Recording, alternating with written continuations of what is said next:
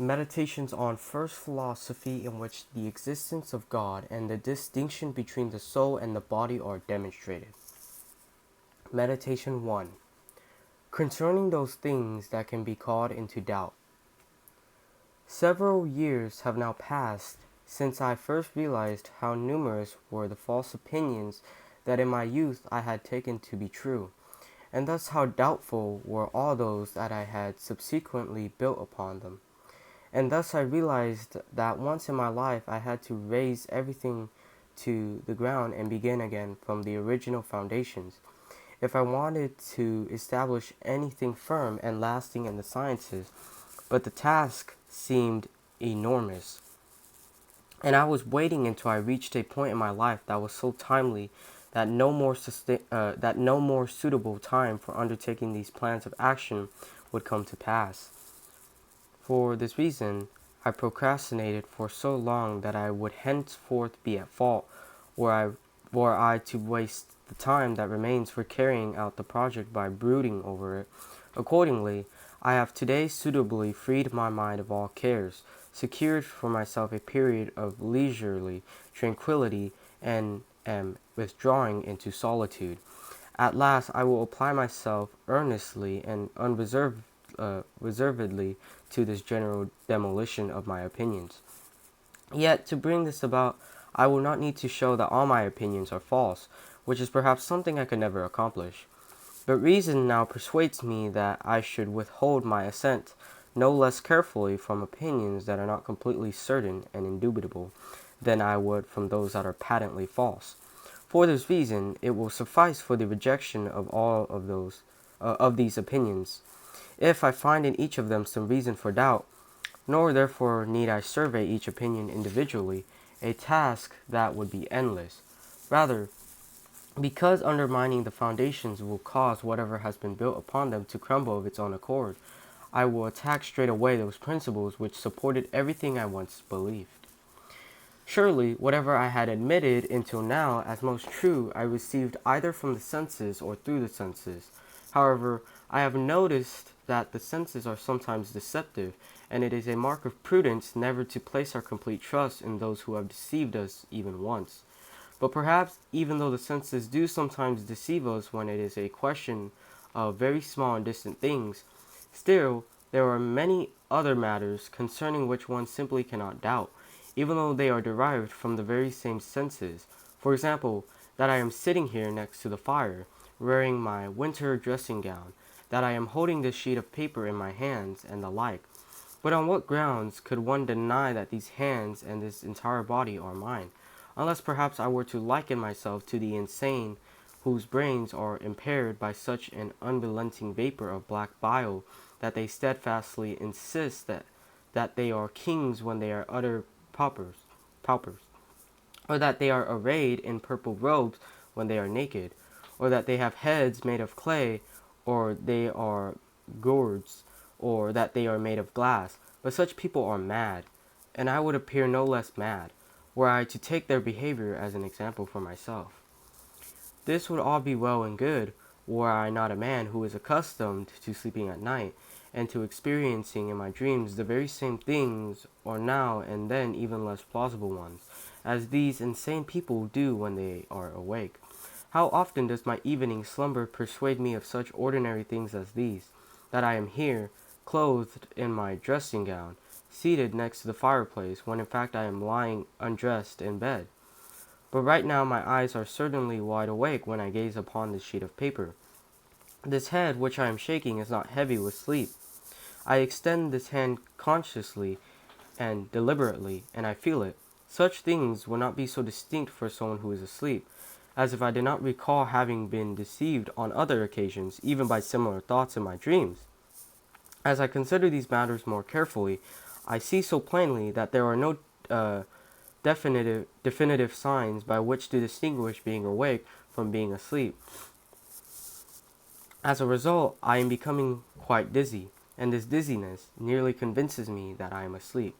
Let us assume then, for the sake of argument, that we are dreaming, and that such particulars as these are not true, that we are opening our eyes, moving our head, and extending our hands. Perhaps we do not even have such hands or any such body at all, Nevertheless, it surely must be admitted that the things seen during slumber are, as it were, like painted images, which could only have been produced in the likeness of true things, and that therefore at least these general things, eyes, head, hands, and the whole body, are not imaginary things, but are true and exist. For indeed, when painters themselves wish to represent sirens and satyrs by means of especially bizarre forms, they surely cannot assign to them utterly new natures. Rather, they simply fuse together the members of various animals. Or if perhaps they concoct something so utterly novel that nothing like it has ever been seen before, and thus is something utterly fictitious and false. Yet certainly at the very least the colors from which they fashion it ought to be true. And by the same token, although even these general things, eyes, head, hands, and the like, could be imaginary, still one has to admit that at least certain other things that are even more simple and universal are true. It is from these components, as if from true colors, that all those images of things that are in our thought are fashioned, be they true or false. This class of things appears to include corporeal nature in general, together with its extension, the shape of extended things, their quantity, that is, their size and number, as well as the place where they exist, the time through which they endure, and the like. Thus it is not improper to conclude from this that physics, astronomy, medicine, and all the other disciplines that are dependent upon the consideration of composite things are doubtful, and that, on the other hand, arithmetic, geometry, and other such disciplines which treat of nothing but the simplest and most general things, and which are indifferent as to whether these things do or do not in fact exist, contain something certain and indubitable. For whether I am awake or asleep, 2 plus 3 make 5, and a square does not have more than 4 sides. It does not seem possible that such obvious truths should be subject to the suspicion of being false. Be that as it may, there is fixed in my mind a certain opinion of long standing, namely that there exists a God, who is able to do anything, and by whom I, such as I am, have been created. How do I know that he did not bring it about that there is no earth at all, no heavens, no extended thing, no shape, no size, no place, and yet bringing it about that all these things appear to me to exist precisely as they do now? Moreover, since I judge that others sometimes make mistakes in matters that they believe they know most perfectly, may I not, in like fashion, be deceived every time I add 2 and 3 or count the sides of a square, or perform an even simpler operation, if that can be imagined? But perhaps God has not willed that I be deceived in this way, for he is said to be supremely good. Nonetheless, if it were repugnant to his goodness to have created me, such that I be deceived all the time, it would also seem foreign to that same goodness to permit me to be deceived even occasionally. But we cannot make this last assertion. Perhaps there are some who would rather deny so powerful a God than believe that everything else is uncertain. Let us not oppose them. Rather, let us grant that everything said here about God is fictitious.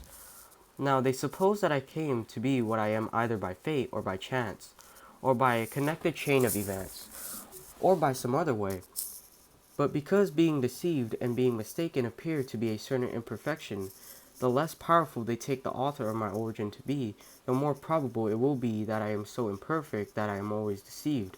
I have nothing to say in response to these arguments, but eventually I am forced to admit that there is nothing among the things I once believed to be true which it is not permissible to doubt, and not out of frivolity or lack of forethought, but for valid and considered reasons. Thus I must be no less careful to withhold assent henceforth, even from these beliefs, than I would from those that are patently false, if I wish to find anything certain.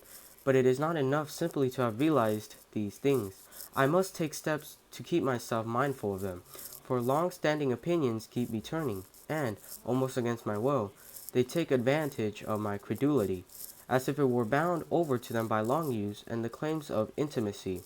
Nor will I ever get out of the habit of assenting to them and believing in them, so long as I take them to be exactly what they are, namely, in some respects, doubtful, as has just now been shown, but nevertheless highly probable, so that it is much more consonant with reason to believe them than to deny them.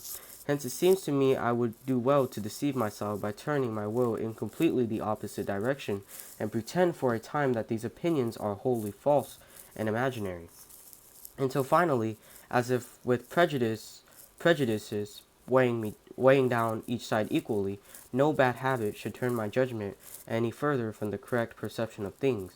For indeed I know that meanwhile there is no danger or error in following this procedure, and that it is impossible for me to indulge in too much distrust, since I am now concentrating only on knowledge, not on action.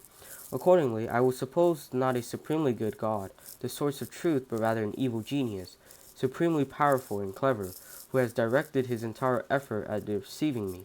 I will regard the heavens, the air, the earth, colors, shapes, sounds, and all external things as nothing but the bedeviling hoaxes of my dreams, which with which he lays snares for my credulity. I will regard myself as not having hands or eyes or flesh or blood or any senses, but as nevertheless falsely believing that I possess all these things. I will remain resolute and steadfast in this meditation, and even if it is not within my power to know anything true, it certainly is within my power to take care resolutely to withhold my assent to what is false, lest this deceiver, however powerful, however clever he may be, have any effect on me. But this undertaking is arduous, and a certain laziness brings me back to my customary way of living. I am not I am not unlike a prisoner who enjoyed an imaginary freedom during his sleep, but when he later begins to suspect that he is dreaming, fears being awakened and nonchalantly conspires with these pleasant illusions. In just the same way, I fall back of my own accord into my old opinions, and dread being awakened, lest the toilsome wakefulness which follows upon a peaceful rest must be spent thenceforward not in the light, but among the inextricable shadows of the difficulties now brought forward. That is the end of meditation 1.